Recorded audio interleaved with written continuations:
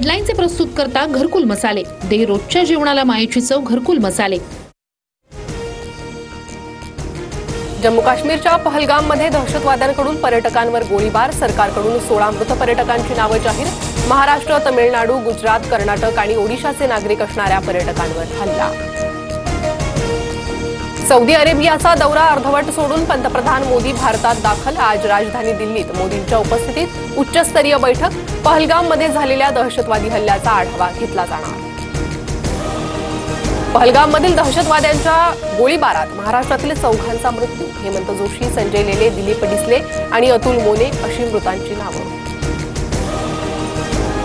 पहलगाममध्ये लग्नानंतर फिरायला आलेल्या जोडप्यावरही दहशतवाद्यांकडून गोळीबार, हल्ल्यात युवकाचा मृत्यू।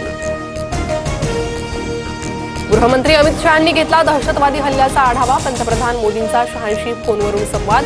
गुन्हेगारांवर कठोर कारवाई करू, शहांची प्रतिक्रिया। पहलगाममधील दहशतवादी हल्ल्याचा तपास एनआयए करणार। दिल्लीतील एनआयएच्या मुख्यालयात हालचाली वाढल्या। पहलगाममधील दहशतवादी हल्ल्यानंतर सुरक्षा यंत्रणा अलर्ट मोडवर। जम्मू काश्मीरमध्ये स्थानिक पोलिसांसह सीआरपीएफच्या तुकड्या तैनात। दिल्ली, मुंबई आणि पुण्यातील पोलीस अलर्ट मोडवर। पहलगाममधील हल्ल्यानंतर पोलिसांना सतर्क राहण्याचे निर्देश। पहलगामच्या हल्ल्यातील जखमी संतोष जगदाळेंवर उपचार सुरू। पुण्यातील जगदाळेंच्या कुटुंबियांशी फडणवीसांचा संवाद। फडणवीसांकडून सर्वतोपरी मदत करण्याचं आश्वासन।